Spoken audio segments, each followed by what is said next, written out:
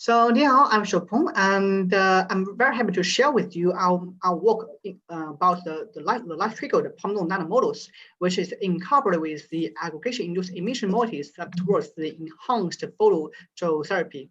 So let's start with looking at the polymers, also known as the polymer vesicles.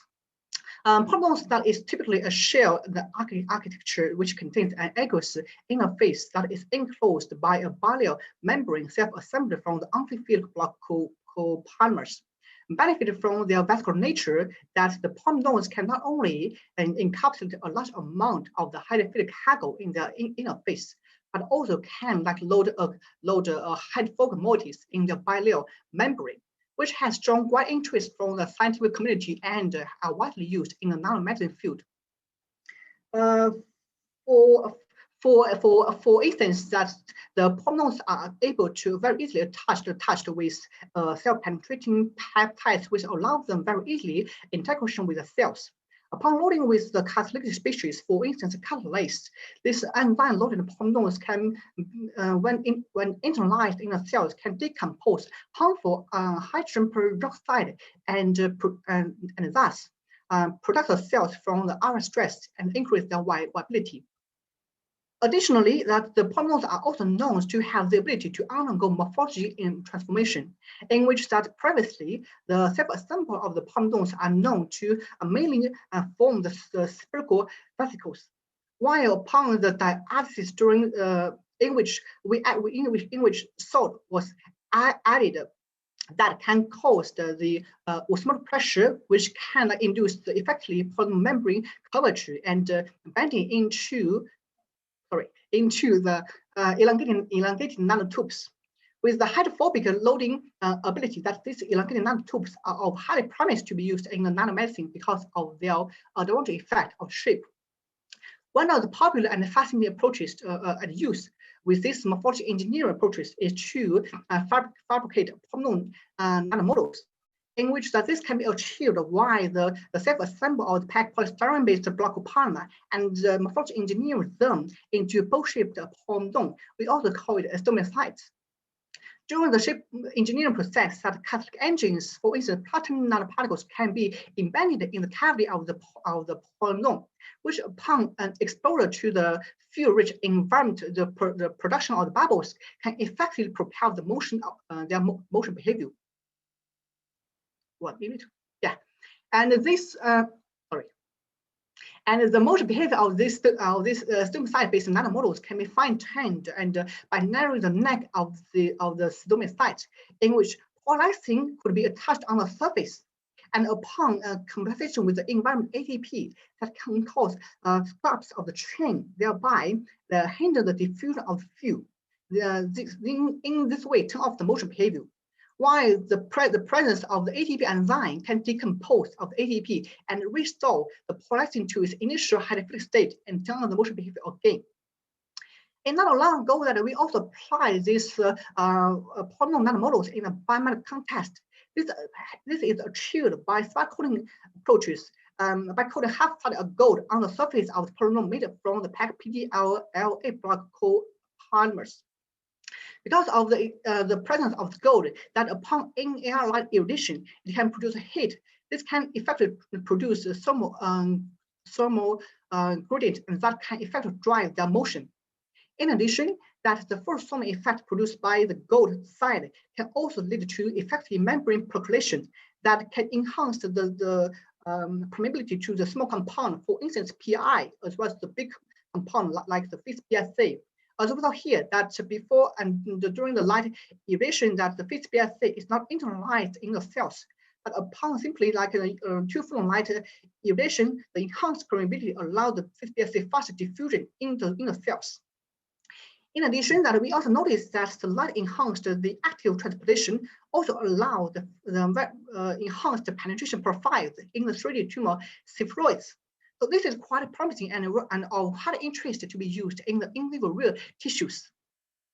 And also used in our approaches, if we want to imaging their location intracellularly, or as well as to track their final in vivo fate, also to be used as chemo and phototherapies, we have to install some dyes like the body P, Psi5, the DOX, as well as C6 within these polymeric compartments.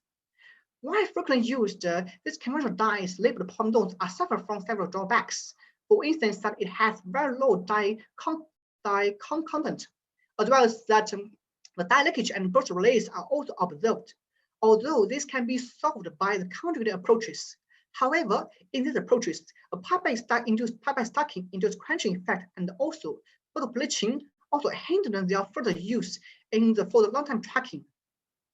One way to emerge to can solve some of the above drawbacks is to use a special dye, which is composed of the aggregation-induced emission moieties. Unlike conventional fits and fluorescing, that these AI-generated compounds display a typically different behavior, which is not soluble, which is not fluorescent at all when it's in the soluble state, maybe in the THF, in the DMSO, and also upon the simply aggregation or self-assemble by adding large amount of the water, that's due to the restriction of the intermolecular rotation as well as the reduced non-radiative decay that will boost its emission. This simply aggregation or self-assemble induced emission are fast approach to propel like super bright and fluorescent nanodots, which has been widely used in imaging and therapy in the nanomedicine field. And not long ago, that we also integrated these AI-genic features within block copolymers. This is being achieved by tagging this pyridinium-based AI compounds the side chain of the block copolymer. The AI-genic block copolymer don't show emission in the solid state in the THF, while upon self-assemble into the polymersome, it will show much boost emission because of the integrated AI features. In addition, that this pyridinium tag group also induces a much strong electrostatic interaction with the mitochondrial membrane and allow this AI-genic polymersome with mitochondrial targeting ability and drives effective integration of the conventional photosensitizer, which is embedded in the hydrophobic bilayer. Thus, the fluorescent polymerse is tagged with the pyridine groups that induce them with mitochondrial targeting ability when upon the in-air light irradiation that shows much boosted therapeutic performance both in vitro and in vivo. So inspired by these above approaches that we here aim to equip motility with these fluorescent polymerse to prepare fluorescent nanomotors. This is achieved by the programming the building blocks of the unfilled block copolymers, as well as the post-engineered approach to fabricate asymmetrical fluorescent polymerse, which can find the use as the nanomedicine in the field of the nanomedicine. For instance, the delivery in another scale with the active transportation. In detail, that we firstly synthesize the block copolymer while the two-step reaction. It started with the ring opening formulation initiated with Pac2K and also polymerization of this pentafluorophenols-based trimethylene carbonate catalyzed by the trifluoric acid. So this ring opening formulation will allow like around or about 95 conversion of this trifluoric of this pentafluorophenols based compounds. So which allow tailored synthesis of this block copolymer. By simply post-polymerization with amino tagged AIE group that will allow the tailored synthesis of this unfilled block polymer bearing AIE group in a controlled manner. So GBC measurement further confirmed that this unfilled block polymers has a very low PDI, and also based on the NMR that this AI-genic polymerse bearing a very large content of this AI group, which is not easy to achieve in the previous report. The self-assemble of the block copolymer was achieved by the solvent switch method, in which that we first dissolved the polymer in the THF solution, and water was added very slowly while the cycle pump, followed by a simply dialysis-based purification procedures. We got refined the polymerse with controlled size and membrane thickness depending on the AI blocks with these different lengths we use. The polymerse display typically an aggregation induced emission in which that the AI-genic polymersome were not fluorescent at all in the large amount of the DM soil. While upon the adding water and the induced sample, that this can boost the emission. And we also noticed that with further increased water content, that we also notice a slightly quantitative behavior of this AI emission. This is because that the strong pi stacking with the hydrophobic membrane slightly quenches their emission, but only just very little. Thus, the prepared AI-genic polymersome with the inherent fluorescence are also further verified by the confocal. So this will enable them fastly tracking and imaging in vitro. Indeed, that by incubation, incubation, the AI-genic polymersome with highlight cells, we can clearly see that a large, with 24 hours incubation, we can clearly see that a very strong emission from the AI channel was observed. Although at a short time, there's just a very little amount of the emission because of the less efficiently cellular internalization. But anyway, the strong emission allows them further tracking and imaging with the cells. In addition, that these AI-genic polymersome are not only displayed intrinsic fluorescence nature, but also can show the effective photosensitization because of the integrity AI group can be used as a photosensitizer.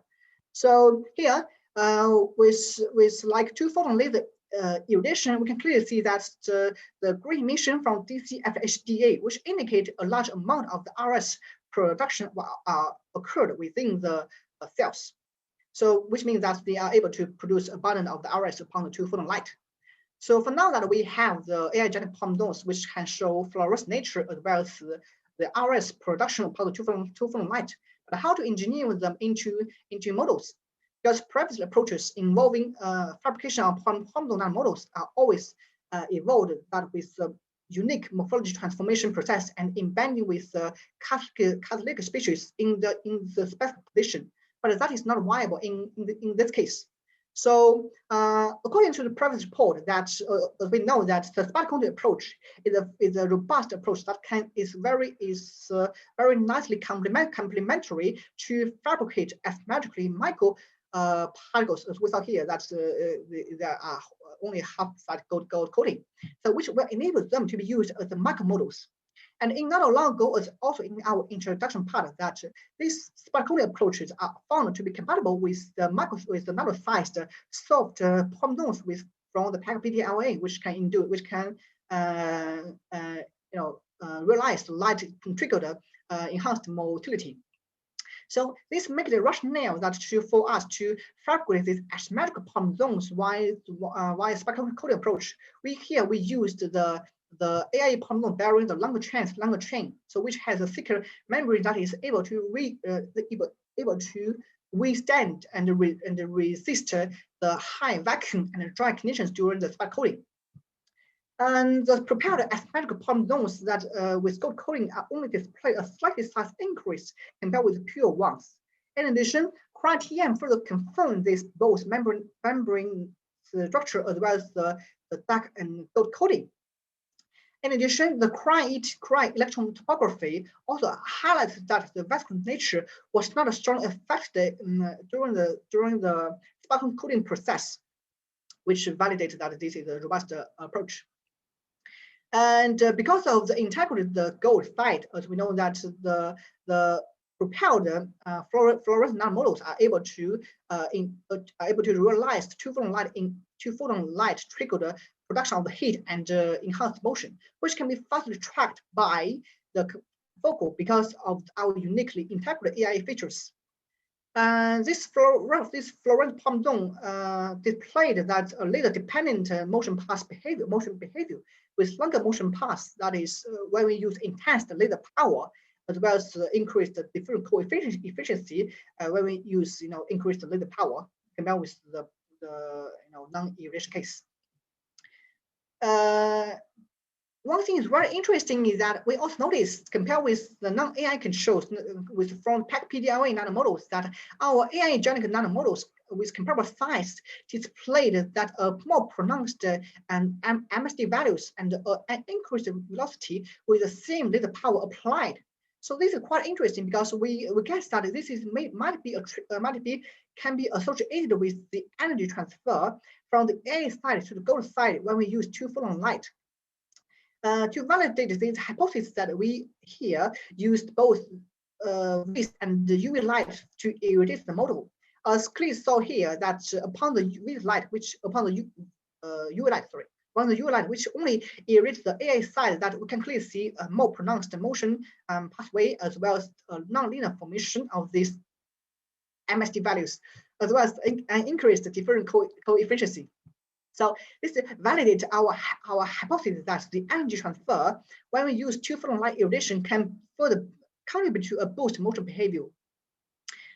And okay, so now we are more interested in the biomedical performance. Because of the integrated photo light-induced mobility and ROS production of the AIE polymersome. Upon incubation with the cancer cells, we can clearly see that in a very short time, that in below minutes, that they get very fast to produce ROS in a washing-free environment. Means that we don't. It means that we just incubated these cells with the model and immediately irradiate them with two photon light. So compared with which is show much more pronounced ROS production compared with blank and controls. And also which diminish the need for the 24 hours incubation in the case of the pure AIE polymersome. And again, that the integration of the gold side can produce heat. So this can contribute to efficiently membrane percolation.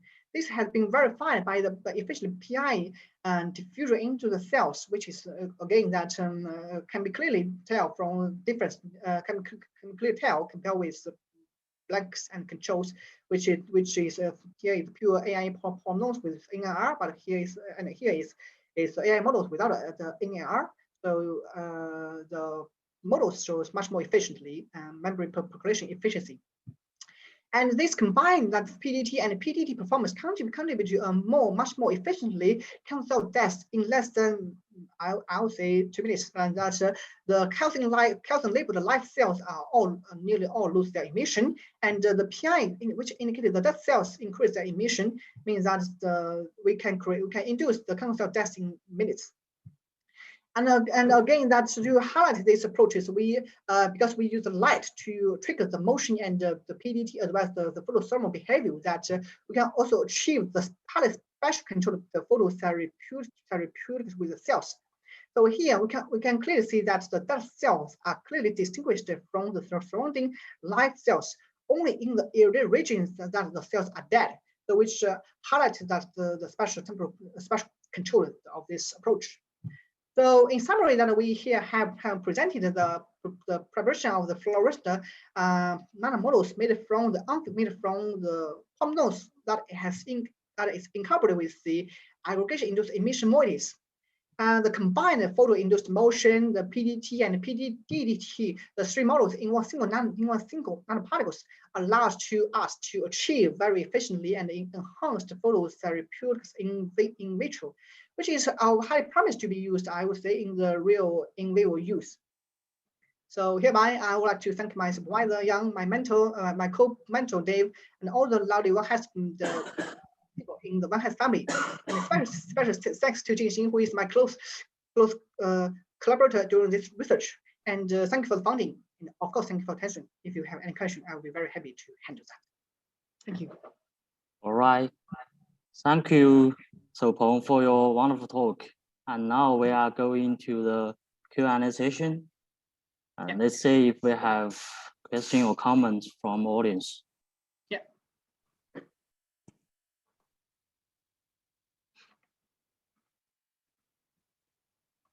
Great.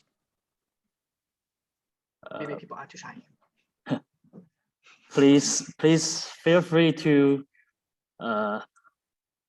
unmute yourself to ask the question, or you can type your question into the chat box. So we have like 10 minutes, so it's more enough. Yeah.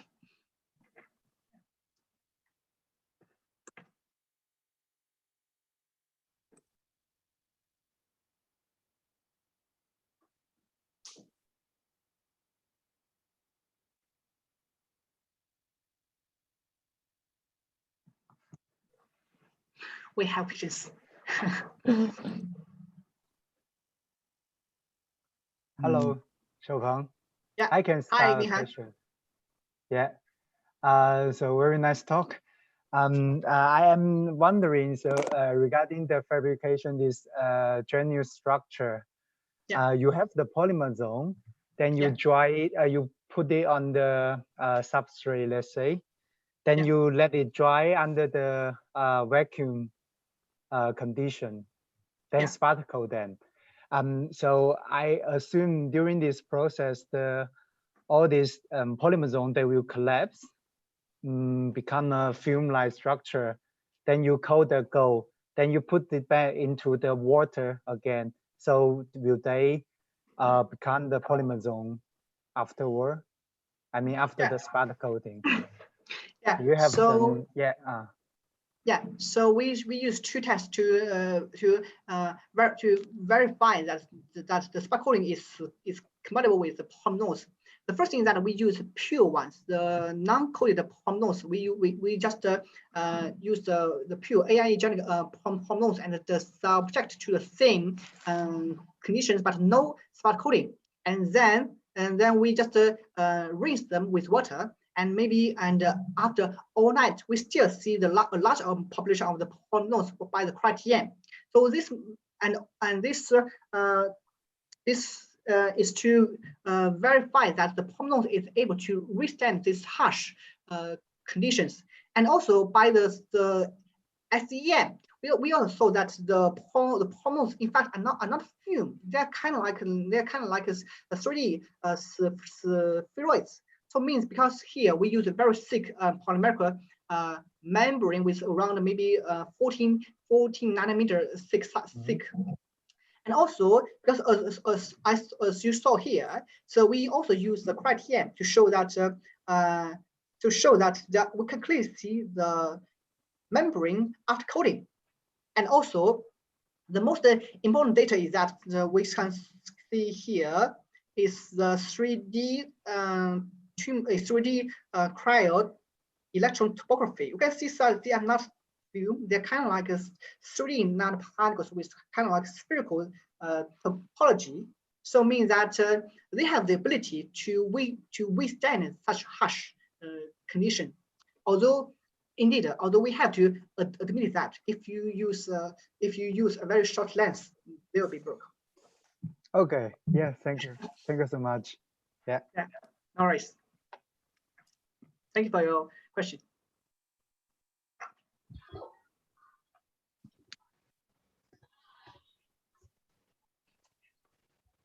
Okay, Antony, do you have a question? Yes, thank you. Thank you, Shoupeng. It was very nice seeing you presenting the paper, and it was very, very clear.